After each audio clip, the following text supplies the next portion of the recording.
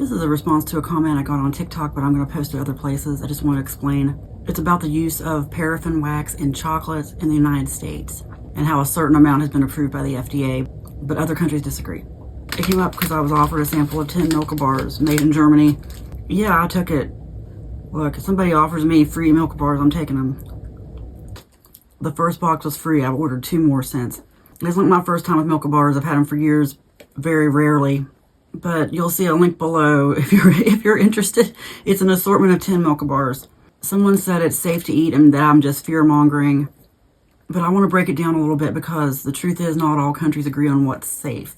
And there is some history behind why paraffin wax ended up in our food to begin with. I see your comment about paraffin wax and chocolate, and I get where you're coming from. A lot of people trust the FDA and they assume if something is deemed safe and allowed in food, then it must be safe.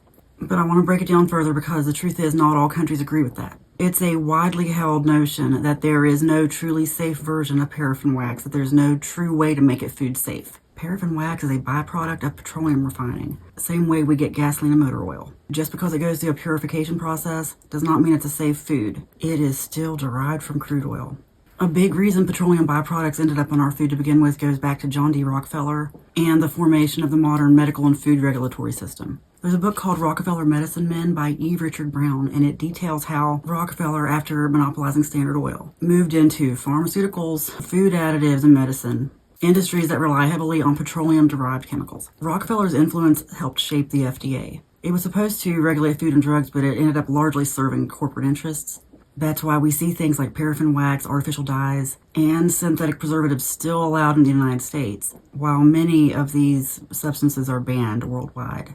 Most countries limit or prohibit the use of paraffin wax in food. The European Union definitely has tighter controls on it, which is why chocolates from Germany, Belgium, Switzerland tend to taste creamier. They don't rely on wax to alter the texture or melting point. They've allowed a lot of things in our food that were later banned. Example, fats, brominated vegetable oil, potassium bromate, recombinant bovine growth hormone, artificial dyes red 40, yellow 5, and yellow 6. This reminds me of margarine. It was originally developed as a cheap butter substitute. Early versions of margarine were made with hydrogenated vegetable oils and sometimes processed with petroleum-based catalysts. For years, margarine was sold as a healthier alternative to butter.